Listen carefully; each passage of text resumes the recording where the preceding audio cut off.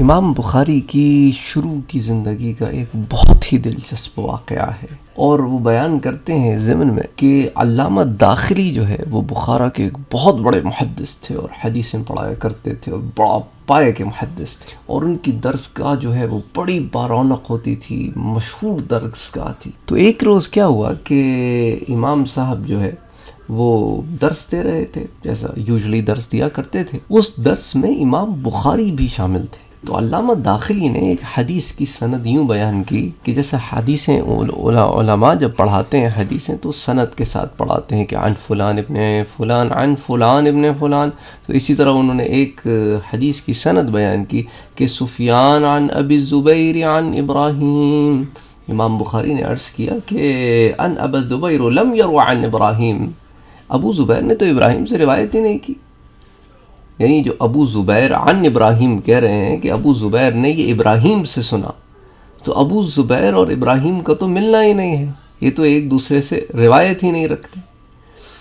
تو امام بخاری نے جب یہ حدیث کی سند پر غلطی اٹھائی تو اس صدا سے علامہ داخلی تو چونک پڑے۔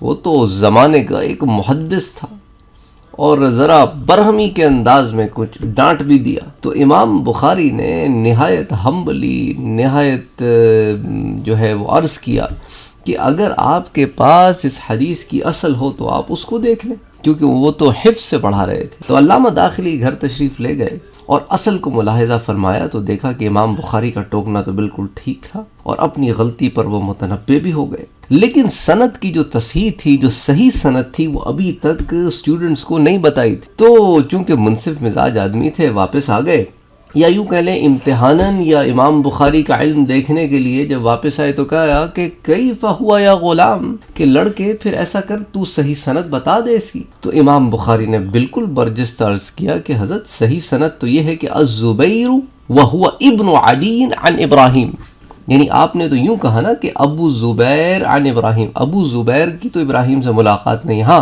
البتہ زبیر کی ابراہیم سے ملاقات ہے۔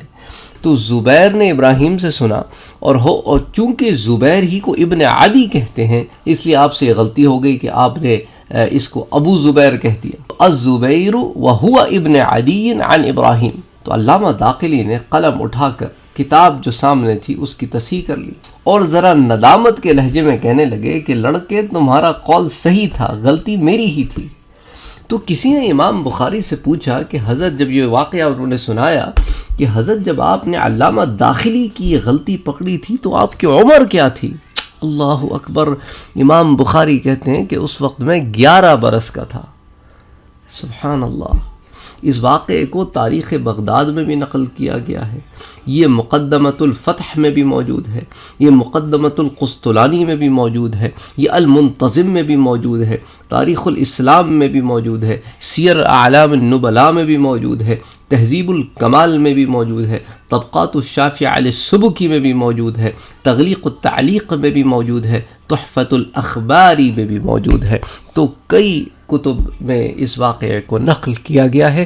یہ آپ کو بتاتا ہے کہ امام بخاری جو ہے ان کا حدیث میں علم اور حدیث کا شغف کس مقام پر پہنچا ہوا تھا۔ وارق کہتے ہیں کہ میں نے امام بخاری سے پوچھا کہ آپ کے دل میں جس وقت حفظ حدیث کا شوق پیدا ہوا تو اس وقت آپ کی عمر کیا تھی؟ تو امام بخاری نے کہا 10 سنین او اقل، یعنی یا تو میں 10 برس کا تھا یا اس سے بھی کم تھا۔ تو اسی سن سے آپ محدثین کے حلقہ درس میں شامل ہونے لگ گئے۔